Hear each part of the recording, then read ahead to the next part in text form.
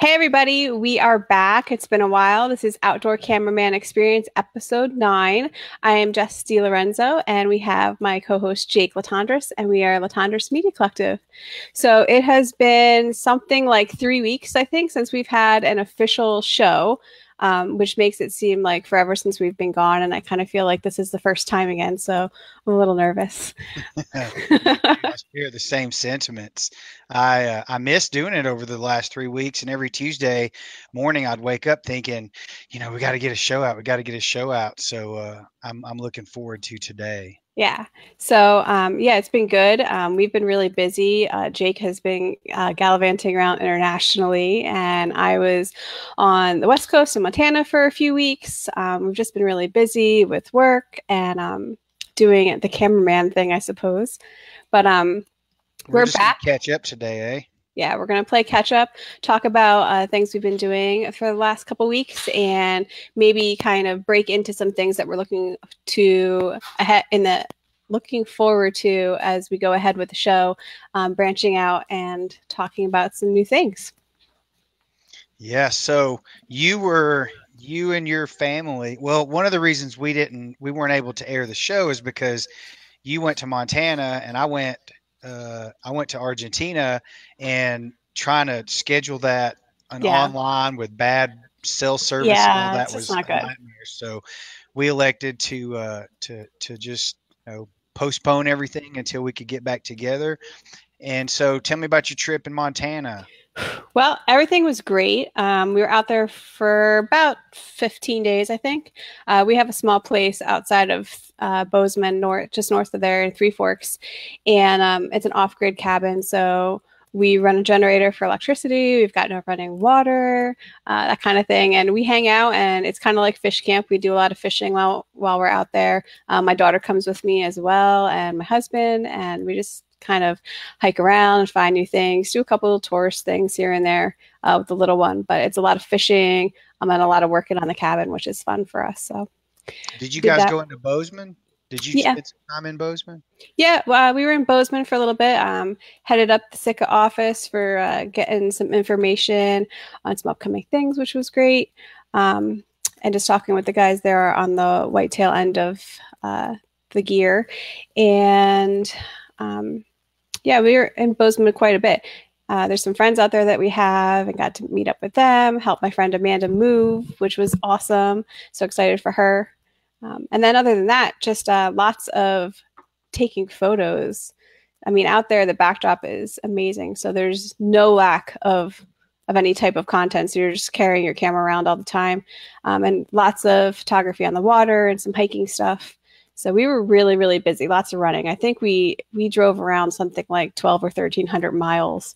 Holy moly. In Yeah. Montana? Yeah. So, I mean, Wow. in the Gallatin area, it's not like we went too far either. So we were just Right. hitting up different fishing spots. It was crazy. We had a lot of fun. Yeah, I saw, I was following when I was in Argentina, we were out in the boonies, but ironically, I had a little Wi-Fi here and there. So when I had spotty moments of Wi-Fi, I would always come onto Instagram or Facebook just to check in to see what was going on. And I noticed you guys were taking a lot of photos. You had a fellow photographer there from Pennsylvania. You guys are Mhm. friends with a couple there, and you guys were kind of bantering back and forth with photos. Tell me a little bit about how that was working. Yeah, we have a couple here. Evan and Teresa are friends. You can find him at Pocono Rambler on Instagram. And he's a photographer that works with me a lot, both on the wedding end, and he's also into the outdoors as well. So it's kind of like an annual thing that they go out there with us. And now He's the that, guy over your right shoulder on the front of oh, yeah. Bow Yep. hunting He was magazine. also a cover model. So he's like Mr. whatever. We'll say Mr. July or Mr. October. We're gonna But get into that too because you're like stacking up these cover photos. But yeah, I'm go going to have ahead. to get some more frames around.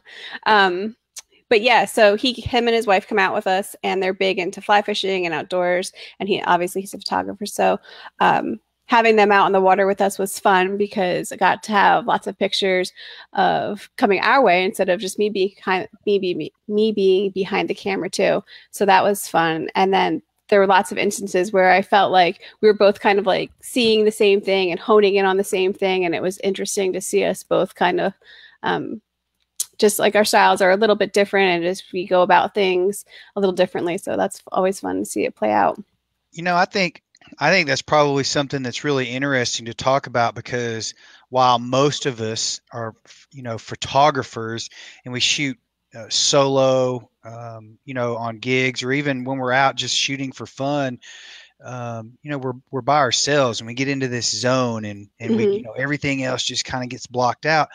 But when you have another photographer that you're working with, be it, on a hobby level or on a professional level, you have to build this dynamics to work together. Sometimes, we talked about this yesterday, I was down in the tropics one time in Central America, and there's another photographer there on this job, and we continually stepped on each other's toes. I mean, it was very That frustrating. can happen. There was lots of ego involved, both from my perspective and his as well, trying to get these shots. And at the end of the day, you get less done that way because you're always worried about what the other person's doing. Tell me about you and Evan's dynamics and how you guys were working together. Well, I mean, I think that we're pretty much the opposite of that. Neither one of us have any egos that we're trying to prove to one another, and just being friends, having a relationship to begin with is great, as opposed to when you're meeting someone for the first time or you're working on a shoot and the crew is all people that you've never worked with before. So I think that those are two stark positions to go at, but we work together really well. So aside from doing outdoors photography, he also works a lot with me on the wedding end of things. And that's like a blessing in disguise to have somebody that you can easily work with and just be able to glance at and understand that they know what's going on and be able to communicate without having to be like, okay, you do this and you do this and I'll shoot this and you shoot that. Just being able to trust one another and understand how each is working. I mean, that goes for anything, but we communicate really well together, and he's super easygoing, so we don't have any issues working together. And it was fun because at one point in Montana, my daughter was with us, and we were all in this back canyon, hiking a stream, fishing, and taking lots of photos for one reason or another. And there was this big kind of like rocky outcropping cliff that I wanted to get a photo from. So I knew I wanted to go up there. And of course, I've got this little 7-year-old tagging along behind me who also wants to go up there. And there was a path, so I was like, okay, well, we can do it. Of course, we're all wearing waders. We have no traction, and I'm climbing up. And at first, I'm like, okay, well, this is fine. And about halfway up, I'm like, this is probably a bad idea to take my kid up this thing. So Much less yourself. yeah, so it was getting a little sketchy, and I'm looking down at Evan because I knew he's watching us to see what we're doing, and he's waiting to take pictures, but at the same time, he's also into rock climbing. So I think he was also getting a little worried, and then all of a sudden I look over and he's halfway up the cliff coming to like rescue us or something. But we made it up fine, and my daughter was fine, and she's such an adventurous she's a riot. Did you get your shots? Yeah. So we get up Did to you get shots of you? He got some shots of us and I got some shots of him. But the funny thing was once we got up on this little like outcropping, it's like a peninsula. And I'm telling my daughter, I'm like, okay, you sit still. Mommy's going to take some pictures. Evan's down there.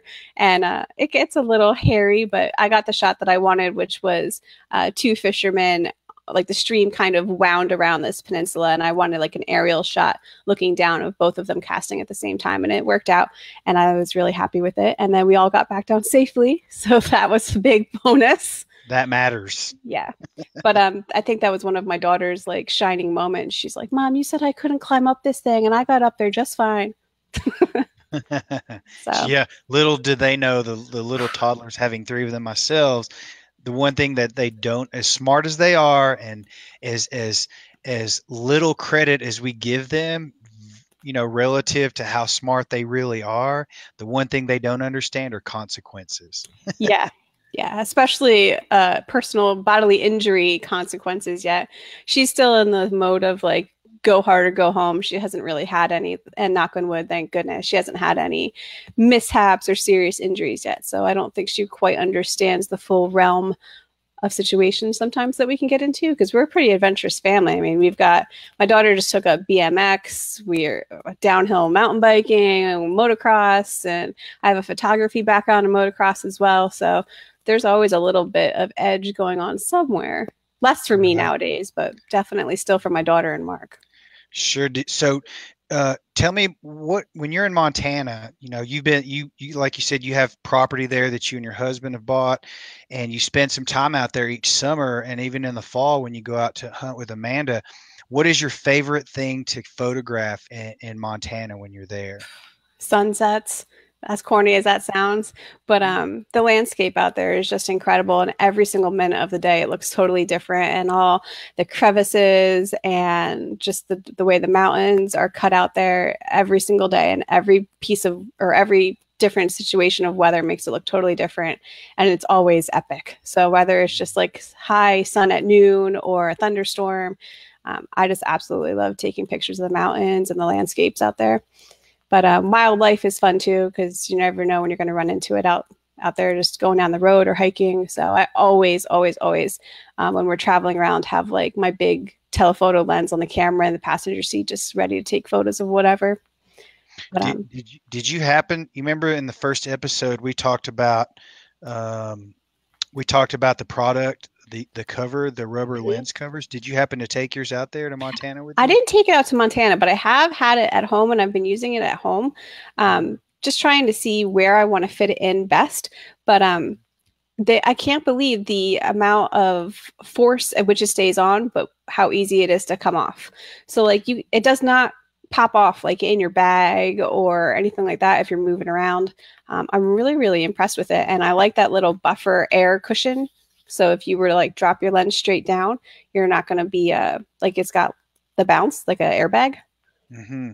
Yeah, I didn't, this is sort of a spontaneous reaction here, but I was thinking about, you guys fly fishing a lot, being in the boat, being in Montana, Mhm. being in a dusty area. Myself, I was in Argentina. It was very dry and dusty down there. Of course, we were tromping through the marsh, filming duck hunts and whatnot. And I wanted to bring this up because I'm not trying to sell this because we have nothing to do with this company other than the fact that we bought some of these things, and it's like a excuse my French, but this is like a lens condom, It is. and it's a rubber cover, and it stretches, and you put it over your lens. It won't fit over the big telephoto, say from a 300 plus telephoto lens, because the front element is so big, but it fits on everything from a 70 to 200 down. Hmm. Maybe not a fisheye, but I have, Now man, I it'll have fit two on full. fisheye. Oh well. Well, I mean, I guess if you got like a 15 or a 14 millimeter, then definitely. Well, So, so yeah, so I've been using these things now for about 6 weeks, and they're fabulous. I mean, these things cover your lens. They're totally waterproof. Like if you put one on the front of your lens and on the back of your lens on a loose lens, and it covered each other, you could literally throw it in the water, yeah. and it's totally protected from everything. The one thing I will say, the drawback is when you take it off, if you it's rubber, and it's got a glossy finish on the inside. It's really smooth, and it's a little sticky. The outside is very flat, and it's a matte finish.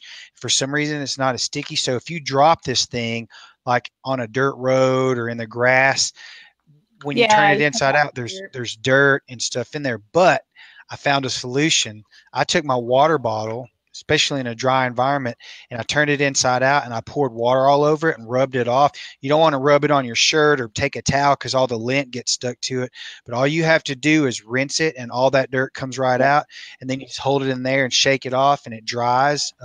It evaporates very quickly, and boom, your cover's ready to go. So I wanted to bring that up because I was always concerned about little sand particles, or, little pieces of quartz or whatever that could get in there and scratch your lens. And if you happen to drop it, which I've done 2 or 3 times, all you have to do is rinse it off with fresh Mhm. water, and you're good to go. So And I those are wanted the to bring, curved covers. It's KURVD, I think, right? actually, I made the same mistake the first time. It's covered, KUVRD, covered camera. So let me see if I KUV. Isn't that what I said? No, you said curved. I said curved on the first episode when I introduced these things to, our feature spotlight or whatever we were Hmm. doing. I said curved too, but it's covered. Covered. KUVRD, covered camera. Well, I guess it's Yes, just your however you want to read it. whatever. It's a But lens yeah, they're condom. really nice. And even they pack down so little, so you could even just keep it in your bag as like an emergency lens cover, or say you get caught in the rain or something like that, slap it on there. So, And it's like you said, they don't fall off like a lot of the Canon or aftermarket lens covers, man. If it's in your pack or in your pocket or where in your luggage or whatever it is, if it bounces around, sometimes those plastic lens covers pop mhm. off. And it might even be when you have your camera slung over your shoulder and you hit a branch or something and it falls off and boom, a quarter mile down the mountain or Oh yeah. whatever, you realize you lost it and now you're out camera covers. So, these things are flexible. You can wad them up and put them in your pocket, whatever. So anyway, the covered camera lens cover, they're pretty cool.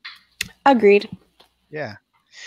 So outside of your Montana experience, I was in Argentina, A which was little further. yeah, that was a little further, but one of the things I've come to realize on these trips that I'm doing with Ramsey Russell and Get Ducks is that when I first started traveling internationally, I saw the differences in, you know, a far off country and the culture relative to the United States and our culture. Mhm. Now, as I've gotten older and I've been to more countries, I'm actually looking at things and the similarities that I experience when I'm at these places. So, the landscape we were in down in Argentina, we flew into Buenos Aires and then we drove 10 hours north up to the Rio Salado River. Mhm. And when I got there, outside of the ancient Argentinian architecture and stuff on some of the ranch houses, I mean, it looked like either Southeast Texas, and then the marsh looked like South Louisiana, and so I felt like I was very much at home. I thought I was in a completely different area for Argentina. I was down more at the tip, the bottom of South America, and it was tundra, summer tundra, and I thought it looked a lot like just prairie up here. hmm So, Yeah, I thought about you when we were flying into Buenos Aires. I was looking on the map to see where I was going, and for some reason, I thought we were going south. mhm. But so I looked all the way to the southern tip, and you were in uh, Tierra del Fuego. del Fuego, yeah, yeah, on the Mhm. very, very south tip of South America. Yes, You came out with some fabulous photos. Tell that me was a great about trip. tell me about that trip and what your assignment was and how you utilized your photography, background to get the job and to accomplish what you did. Well, that trip was the sole purpose was to document the editor, Ross Purnell, for Fly Fisherman magazine, fishing from an outfitting lodge down there, like a 5-star lodge, the Maria Behetti Estancia. And that was just out of this world amazing. So to be able to have the opportunity to go to a place like that um, was like just out of this world for me. It was one of the most amazing travel experiences I've ever had. I mean, the travel alone down there was like 36 hours. So that was pretty incredible. And then you're just out there in the middle of nowhere, and it's all the way at the bottom of Southern America. We were there during the summer. However, it was like 45 degrees with steady, like 30-mile-an-hour winds the whole time. I don't I know if it was remember windy where you some of the were. spay casting photos you had. It was like, I mean, the photos you took, it was like you could feel the wind Oh, blowing yeah. back, and I was like, There were "Whoa." certain times, like I spent 8 hours a day in the river for 9 days taking photos. And our goal was to get great shots of catching fresh from the ocean sea run brown trout. And so you're there, you're fishing from dawn until nightfall with a little break in between. They give you a nap time. So we got to have nap Siesta. time. But Daytime siesta. yeah, and like I'm not that big of a person, so I'm in this river with this wind, and there were some parts where I'd like lift up my arms, take a photo, and just start sailing away. So I'd have sometimes they had some fishing guides with us, and they'd like hold on to the suspenders of my waders while I was taking certain shots because it was just like it's kind of dangerous. I thought I was going to end up somewhere like in like Antarctica or something because it just float right down the river and see ya.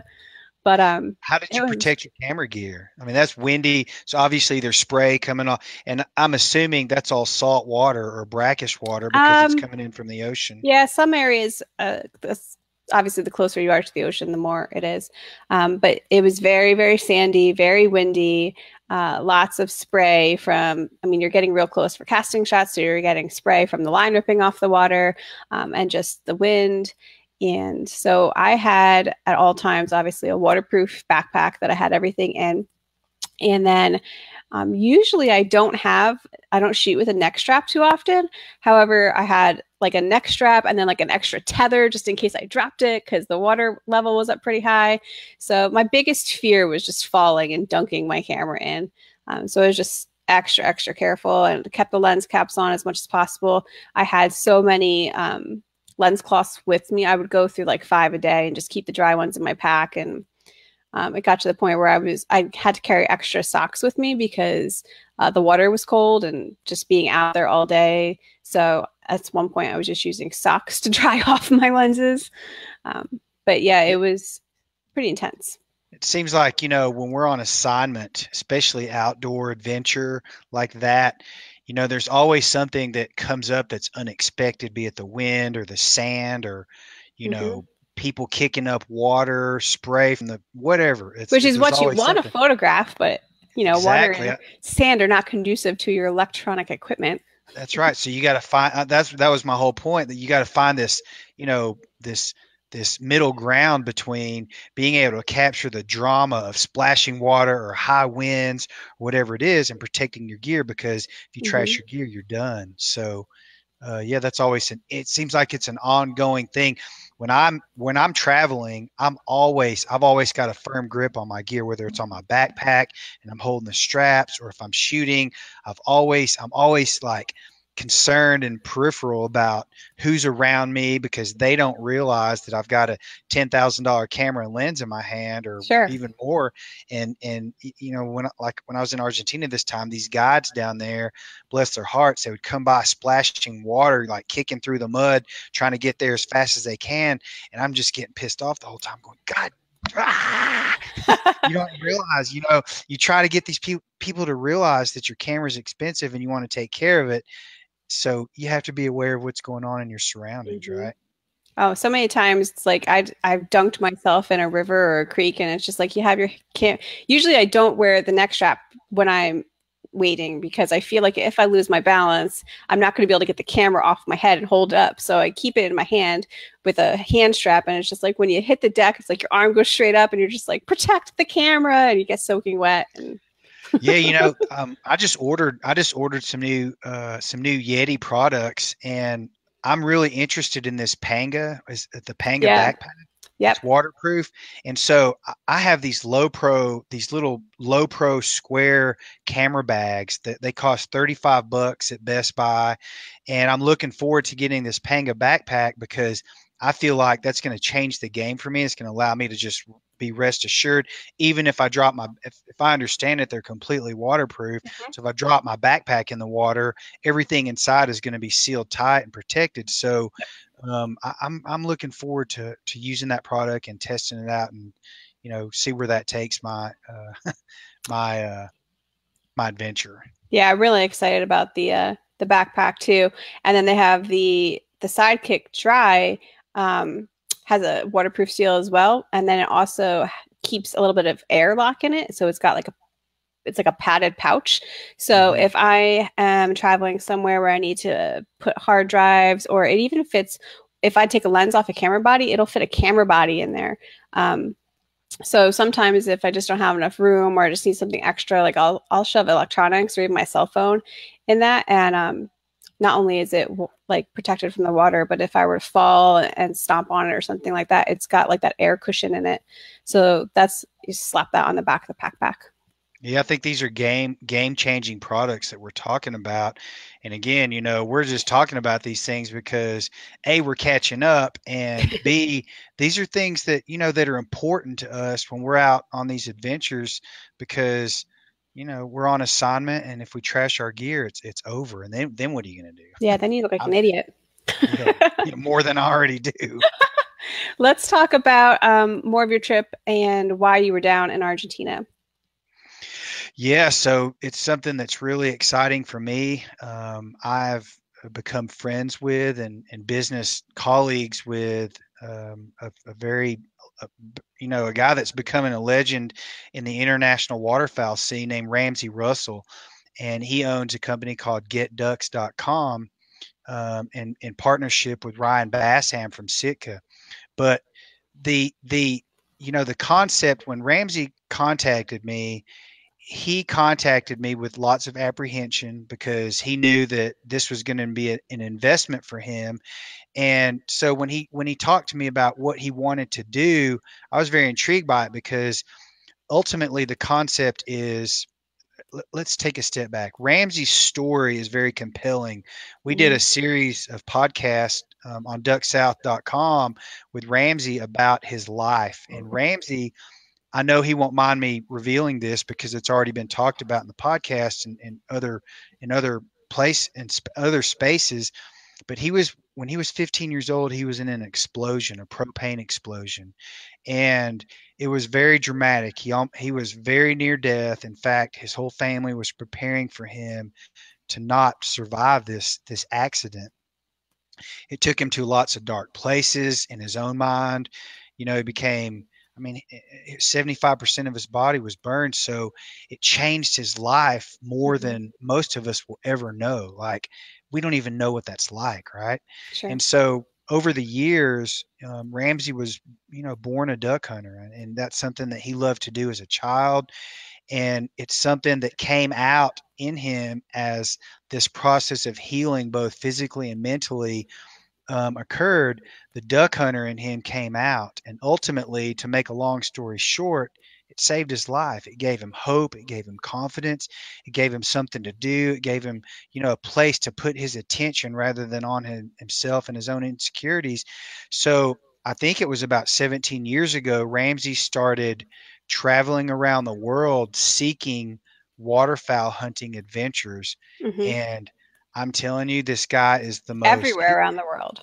everywhere, like Mm-hmm. Pakistan, Mongolia, all over Europe, all over South America, Central America, Mexico, all over North America. I mean, if there's ducks there, Ramsey then was there. Ramsey has been there.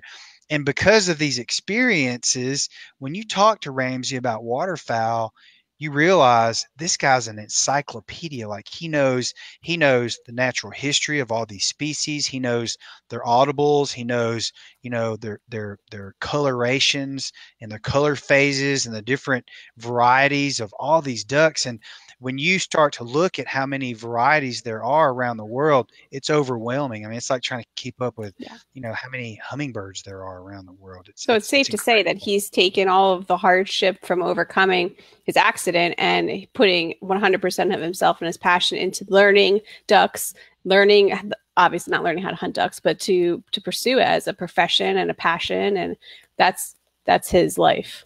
That's right. And so, and it's funny that you say that because when we talked about the project that he wants me to help develop for him, the name of the project is Life Short, Get Ducks.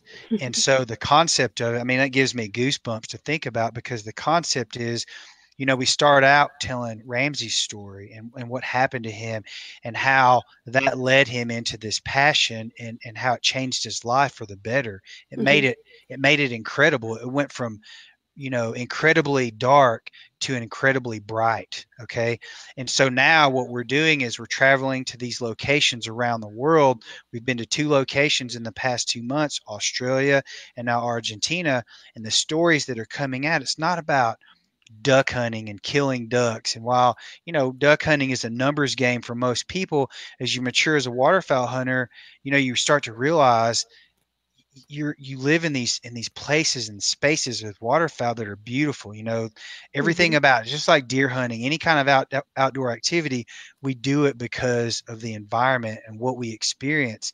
So now we're pulling these stories out of these different locations that are compelling, and there's human interest there. It's more than just killing ducks. So I'm really looking forward to, producing these videos and getting these out there, onto the digital space. and working with Ramsey. He's a great guy. He's offered a very creative opportunity for me, which I really appreciate. And he's very fun to work with, and his knowledge alone is something that's very it's gravitational. Hmm. I like to be around him because I learn every minute I'm around him. I learn something new. It's Yeah, pretty it's cool. right up your alley. I feel like almost everything that you and I or you work on, it's not just okay, we have to shoot this commercial, or I need you to just document this. Like everything that we work on is very heartfelt and it has a lot of meaning behind it. Everything that we worked on together, I'm super proud of, and I love seeing how you take these opportunities and these gigs and just twist them into something and level them up each time. So it'll be Well, really, thank really you. cool to see how this develops. Let's talk about speaking of stories and not just taking videos. Let's talk about Sierra Langbell's bear hunt. Oh yeah, that wasn't too long ago either. Yeah, No, that was. we haven't talked about any of this. Oh, we've been gone a while. We got a lot of catching up to do in a short amount of Hmm. time. Yeah, that was an incredible experience. I mean, I'll be the first to say I've been, hunting since I was 3 years old, and bear hunting, particularly black bear hunting. I've been on some grizzly bear hunts and some brown bear hunts on Kodiak that were they were extreme is what they were, and very exciting. And I understood the management behind those types of bears, and how they hunt them and why they hunt them and all those Hmm. things. But I've never really was very interested or motivated to do a black bear hunt because I'd always heard, about hunting over donuts, and it just seemed like a canned hunt to me. So I kind of avoided it. Sierra contacted me. We met at the ATA show this past year, and we just talked about different things. I've known her dad for a long time. Her dad has been a producer in the waterfowl industry Hmm. for many years, and so there was a common denominator there. And then out of the blue one day she contacted me and said, would you be interested in filming my black bear hunt in Alberta?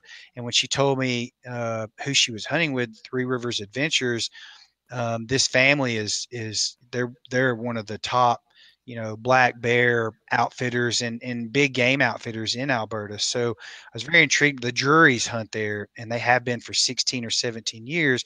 If that Hmm. gives you some street credibility as to who they are. So I agreed to it. We came to terms on what we were going to do with the project and how we were going to film it. And so we meet in Alberta, we get into camp, and things changed.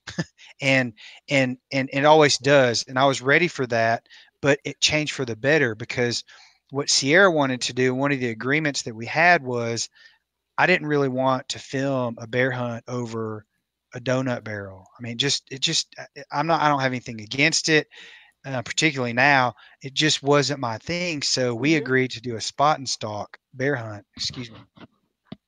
So for 3 days we tried really hard to do the spot and stalk thing. And basically, what you do is you drive down these old logging roads and old Hmm. oil industry roads, and the bears come out of the woods and feed on the grass and the clover and the dandelions and bugs and different things that exist in these open areas. Because when you try to penetrate the woods up there, Like finding a it needle in is a haystack. Oh, it is unbelievably thick. You can't, it's too loud. You can't do it, especially with Sierra. Her goal was to shoot a black bear with her bow and arrow. And Hmm. it goes back. So let me back up a little bit. This whole story goes back to her childhood and the experiences she had with her dad being a hardcore waterfowler and a producer in the hunting industry for outdoor television. She had this experience when she was 5 or 6 years old where she saw these photos of her dad who had harvested a black bear way back when. And I believe this was in the state of Washington. Hmm. So when she was 5 or 6 years old, she had this heroic event that she had made up in her mind like a fairy tale about her dad going on a bear hunt and harvesting this big mean black bear, and she wanted to do that. So to fast forward into the future and into the present, her whole life has really revolved around her hunting career has revolved around this centerpiece, which was a black bear photo that she remembered from her dad. And while we were there, we realized we're approaching Father's Day. And so she had this, she changed everything. And in fact, we had to change our hunting style because it was so difficult. The spot and stalk was virtually impossible. So we decided, this hunting over bait thing isn't so bad because now we realize why people do it, because it's basically what you have to do to harvest black bears in the environment that we were in. Okay. Hmm. So don't let me get lost in this story. I'm sorry, I'm really long winded and I like to talk, but it's really interesting story. So we changed gears and we decided we talked more about the management of black bears, why they target older boars, and they have trail cameras on all these bait stations so they know which bears are coming to the bait, they know which bears not to harvest, and they know which selective bears they're going to harvest to help manage their population, because ultimately the big boars, they walk around looking for food and females. And if they see a female with cubs, the first thing they want to do is kill the cubs because that brings the sow back Back into into. estrus, which triggers the reproductive cycle. And we all know what that does to guys. so so that's where all this went.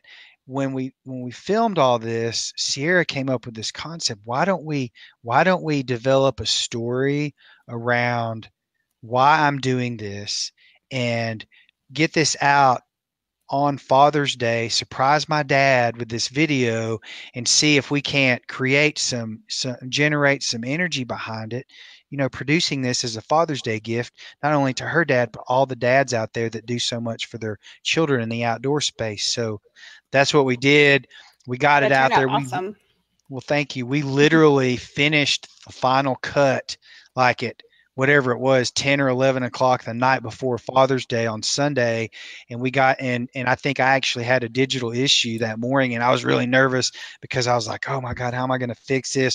Had to re render it, which took several hours. But we got it out there mid morning on Father's Day this year, and it did really well. So I'm something that we were both very proud of. Yeah, it turned out great. And you guys really told the story. I mean, I don't think anybody who knew that you guys were doing this project together knew where it was going when you left, because, like you said, No, everything had we didn't. changed. Um, so, I mean, I know I kind of expected something similar to what maybe she kind of thought in the beginning, like, oh, I'm going to go on this bear hunt and it's going to be brutal and it's going to be really exciting. But she talks throughout the whole video about what a stark contrast it was to what she thought in her head. Like, it was very slow. It was drainingly slow, and it's interesting to see how maybe her perspective of her dad's hunt had changed. Maybe I'm assume like she gained a lot more respect knowing that he had the discipline to get through the same kind of trials that she did trying to get her bear. So I Yeah, just thought it was great. So you guys did a really good I, job. well, thank you. I think that we both learned something, and it changing gears just a little bit, but it's gonna, it's founded on the hunt that I went on with Sierra. I have been wanting to say something on pretty much every episode as it comes up of the outdoor cameraman experience that I Are you want to gonna drop a mention. bomb? No, not at Okay. all. No, yeah, I don't know what. Wait, what are you thinking I was going to drop here? I don't know. No, I just want to mention how, I've worked with you for several years now, and I've watched your colleagues, your female colleagues, and I want to mention how the experience I had with Sierra made me realize something. Like, she knew what she was doing when she's been hunting her whole life. Like we talked about, her dad got her into this. She's been into it the whole time, and you ladies out there are doing a really great job of opening up this niche in the outdoor world where there was a time when, you know don't take this the wrong way, but women weren't taken very seriously. Now, having spent a lot of time around you in the woods, watching you and Amanda Caldwell Alex Templeton. All I'm just saying, you guys have really learned, taken the time to learn your skills. It's finally coming around where, I mean, when I'm around you, you guys know what you're doing, and it's doing a lot for the outdoor space. So I think it's really cool, and I had to mention that. Well, thanks. Yeah. Thank you. I appreciate it. Don't you So, see? Don't you? What is it like from a woman's perspective? I mean, at one time this was like a man's space, and I think in a lot of ways it still is, but then in a lot of ways it isn't. I think depending on which avenue you're going down as a female in the industry, really can open or shut some doors for you, and you can really easily pigeonhole yourself if you're not careful. Um, I don't know. I think that there's different spaces for females in the industry, and um, I think you have a lot more opportunity to pick which one you want to be in now. that's a really good point too. And you see it starting to, it's not dividing, but it's creating different niches and categories of things. There's whitetail hunters, there's traditional bow hunters now, there's big game hunters, there's mountain hunters, there's waterfowl hunters. Mm-hmm. In the female uh, perspective of things. So yeah, it's really fun to watch. I'm really proud of all you guys. It's really great. Thanks, Jake. Yeah. Yeah, yeah, yeah, yeah, yeah. Yeah, I'm excited to get back out hunting. I feel like it's been turkey season feels like it was years ago already. I'm really We're excited to still get on. back. We're still on for November, right? I hope so. Yeah, we'll be in at Prairie Rock Outfitters in Broadwater, Nebraska with Ryan Livingston. That's where you went. By the way, when is your deer going to be ready? Did you get to talk to the taxidermist? I did. I called him and he told me that since I perfectly timed it in the rut, it was going to take a little bit longer. So it should be back. Ah, He said about a year and a half. So oh, I maybe, got what is you. that? That'll be spring next year Yeah, ish. well, maybe we'll get to take him another one during the rut Yeah, this year. that'd be I'm great. looking forward to it. Ryan, I've been getting trail camera videos and photos from Ryan over the past several weeks, him getting all of his cameras out, getting geared up for deer season. I can feel it. I can feel the energy on social media. People are the Getting antlers are, antsy. yeah, people are starting to get that itch. So I'm really looking forward to getting back out there with you and seeing if we can't accomplish the same thing. Yeah, I'm excited. I got chores to do, all the summer chores, and now of course it lines up with like doing the chores and taking photos of doing the chores the whole time as well. So I've got a whole schedule to accomplish, and I'm excited to get into it. Got lots of chores to do. You have any projects coming up? I noticed you just got another cover on Peterson's bow hunting, Yeah. which you're starting to stack up here, Jess. Yeah, I'm lucky they keep calling me, so that's great. And it's convenient that I'm close to their main office in Pennsylvania, so that helps. But I work with the editors there, Emily and Chris, and they invite me to help shoot them sometimes, so that's awesome. And this cover was a little bit different. Usually, it's a bow hunter similar to something like this, and this time it was not a bow hunter in action, and the focus was on the Matthews Triax, and it was really really difficult because where we had set up the background, it was full setting sun like on everything, and everything was so hot, and the whites and everything was really hot in the photo.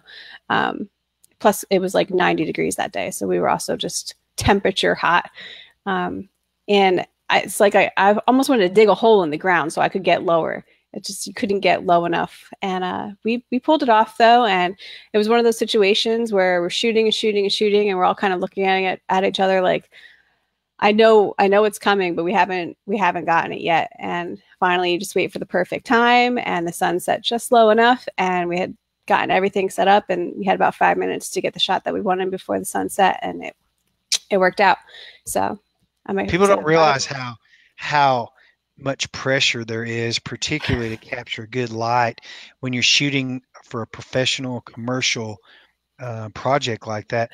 Tell me a little bit about when you're going out specifically to shoot a cover shot for a magazine like Peterson's Bow Hunting, what do you talk about with the publisher, the editor, and how you're going to, zone in on your objective? Um, well, I know the editor pretty well, so it's usually pretty casual when we start our conversation and the idea, and he gives me his idea of what he wants, asks me my feedback on how we might accomplish it. Sometimes it changes, and sometimes it doesn't.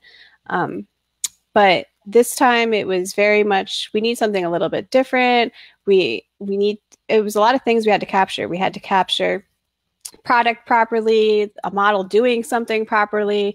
And that's another thing. Like I was working with a model who I'd never met before. So like in my head, the words are flowing like what I want them to do, but I don't know if I'm always communicating that well, especially when things are high pressure and you're running out of time. So he was really, really easy and flexible. And I guess I didn't know him too much when I'm like, move a little bit this way, a little bit this way, a little bit this way.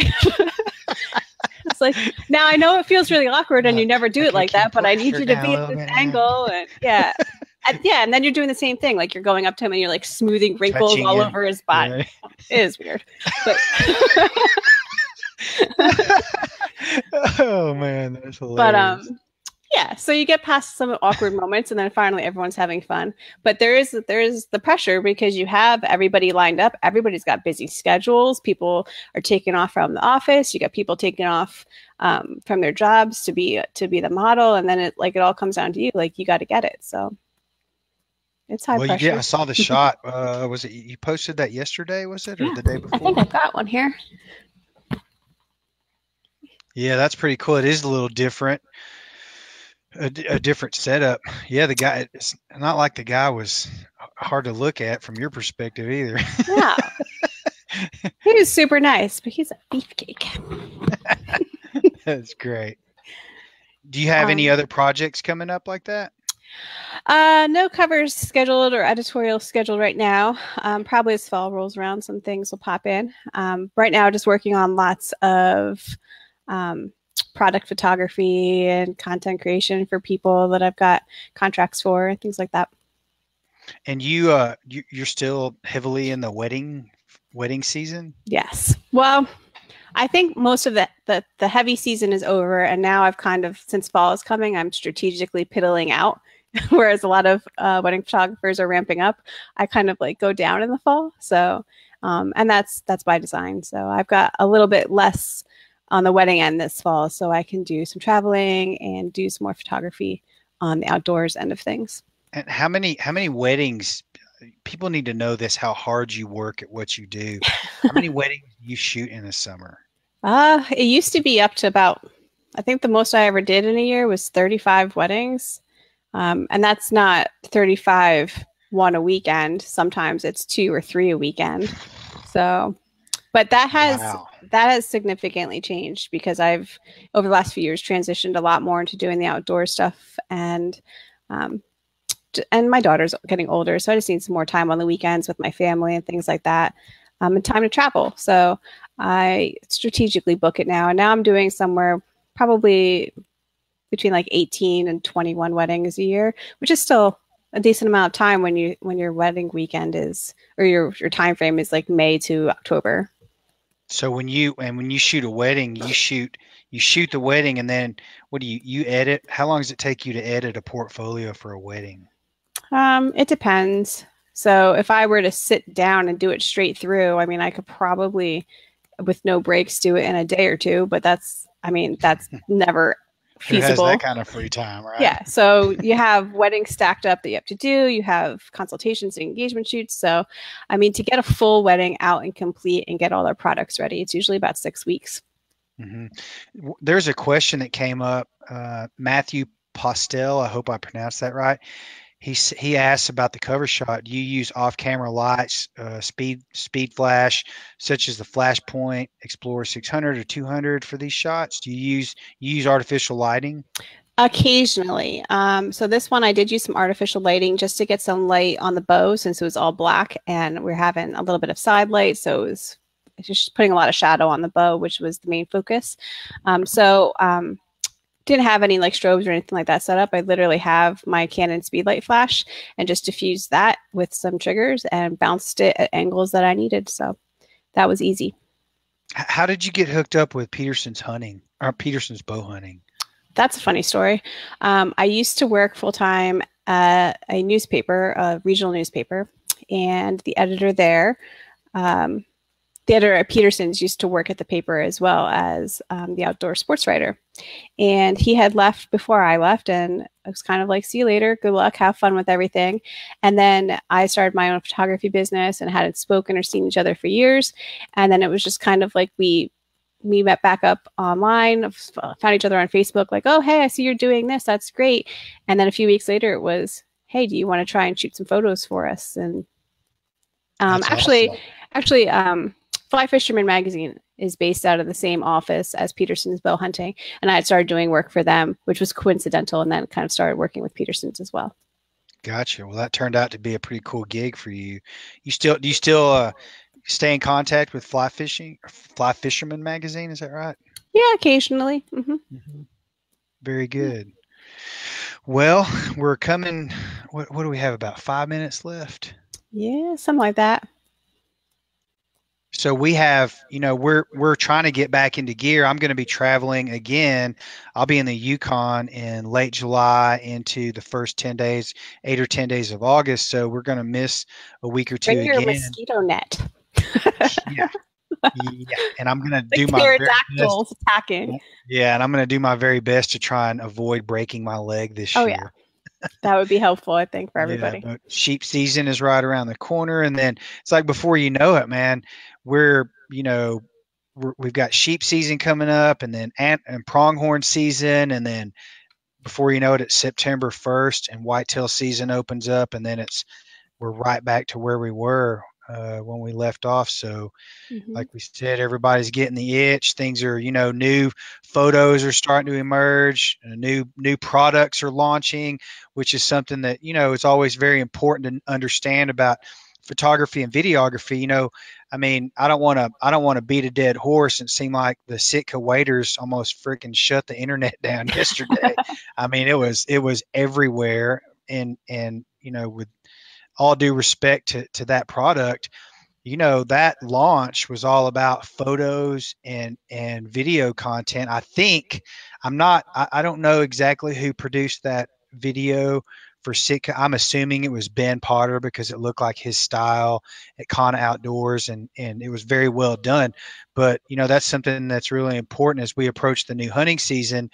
New products are coming out, retailers are getting all their inventory onto shelves, and this is where what we do becomes so important to these brands and companies, because the visual perspective and that which showcases their products is what gets that marketing platform out there. Yeah.